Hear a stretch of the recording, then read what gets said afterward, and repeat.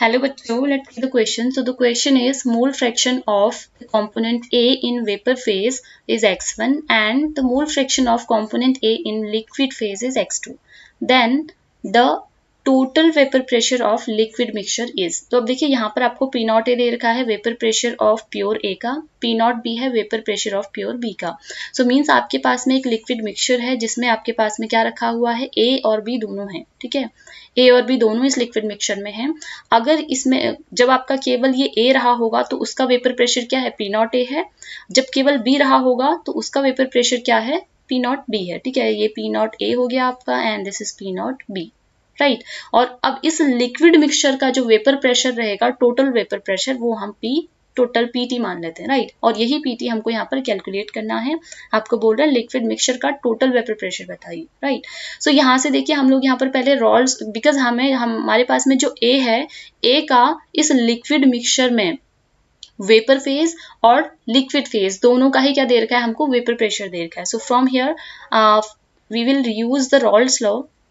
तो according to the Raoult's law क्या होता है, कोई भी अगर लिक्विड आपका मिक्सचर में प्रेजेंट है तो उस लिक्विड का जो वेपर प्रेशर होता है पी ए, ठीक है, ए के लिए यूज कर रहे हैं, दैट इज डायरेक्टली प्रोपोर्शनल होता है किसके, उस लिक्विड में उस सब लिक्विड का मोल फ्रैक्शन। ठीक है, तो हम यहाँ पर एक्स ए कर लेंगे। अब देखिए लिक्विड में जो मोल फ्रैक्शन है वो कितना है, हमें दे रखा है x1 दे रखा है, तो हम यहाँ पर x1 यूज करेंगे।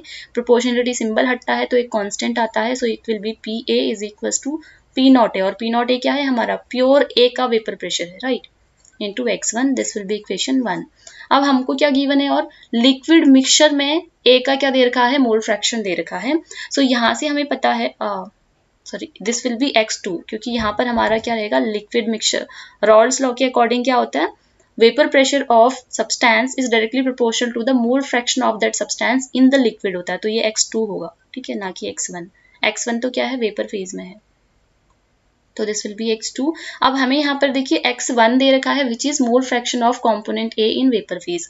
यहाँ पर हम लगाएंगे Dalton's law, because Dalton's law के अकॉर्डिंग हमारे पास में क्या होता है कि जो हमारा वेपर का जो वेपर फेज में जो मोल फ्रैक्शन होता है दैट इज इक्वल्स टू होता है जिसका भी हम मोल फ्रैक्शन निकाल रहे हैं उसका वेपर प्रेशर, ठीक है, अपॉन में क्या आ जाएगा, टोटल जो प्रेशर या टोटल वेपर प्रेशर रहेगा, right. This is according to the Dalton's law of partial pressure. तो यहाँ से हम क्या करेंगे, will be calculating P total, या एक काम करते हैं पी ए का ही वैल्यू कैलकुलेट कर लेते हैं। So P A will be equals to क्या हो जाएगा, P total into x2, sorry x1। So equation 1 और 2 का right hand side left hand side equal है, तो राइट हैंड साइड को इक्वेट कर देते हैं। So p total into x1 will be equals to p naught a into x2, right. इसको solve करने पे हमारे पास में जो टोटल प्रेशर आ जाएगा लिक्विड मिक्सचर का that would be equals to p naught a into साथ में क्या हो जाएगा, x2 अपॉन x1। तो ये जो एक्सप्रेशन है total vapour pressure of the liquid mixture, ये हमको ऑप्शन 1 ए में दिख रहा है।